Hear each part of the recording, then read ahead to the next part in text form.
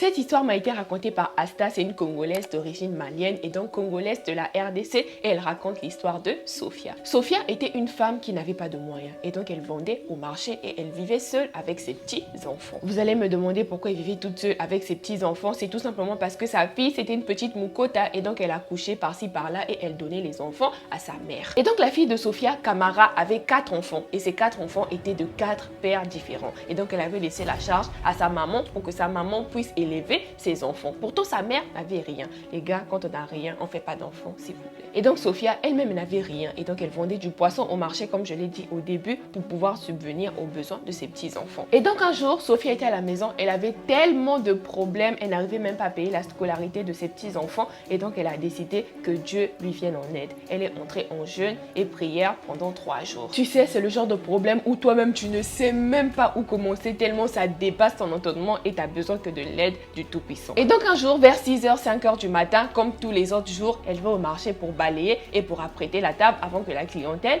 n'arrive. Parce que je vous rappelle qu'elle vendait au marché, elle vendait du poisson. Donc la table doit être propre. Arrivant au marché, au loin, Sophia voit un fou qui avait une grosse boîte de lait dans ses mains. Et donc le fou prend cette boîte de lait qu'il avait, il dépose ça sur la table de Sophia. Puis il s'en va.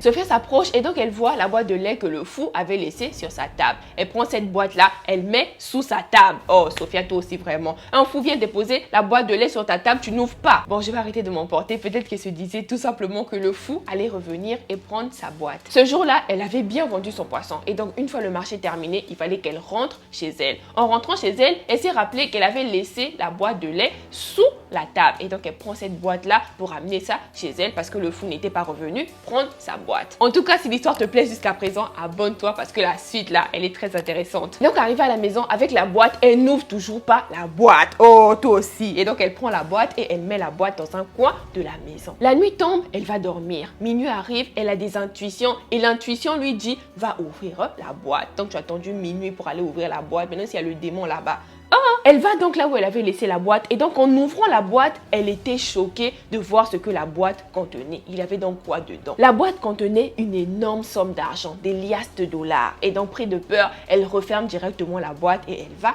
dormir. Vers 7h du matin, elle court directement voir son pasteur. Arrivée là-bas, elle explique tout au pasteur. Et donc le pasteur lui dit, ramène-moi la boîte là.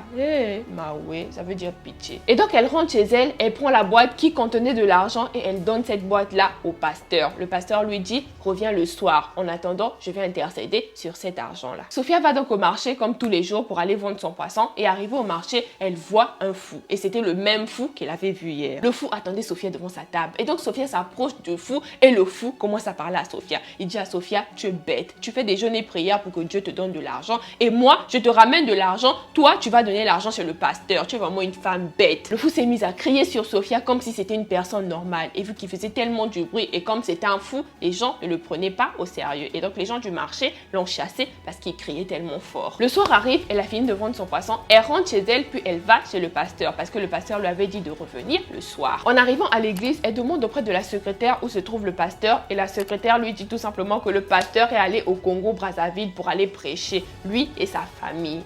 Elle dit à la secrétaire, mais il m'a dit de passer ce soir. Et donc la secrétaire lui dit, c'est pas maintenant qu'il va rentrer parce qu'il va aussi aller en Belgique pour aller prêcher. Sophia fond en larmes à l'église là-bas et donc elle était tellement choquée qu'elle se met à pleurer. Quelques jours plus tard, le pasteur revient et le pasteur dit à Sophia que l'argent là est envoûté et donc il a brûlé. Et donc la moralité de l'histoire, c'est que Dieu agit de toutes les manières qu'il veut. Il ne peut pas te faire tomber l'argent comme ça. Il doit passer par quelqu'un ou il doit passer par quelque chose.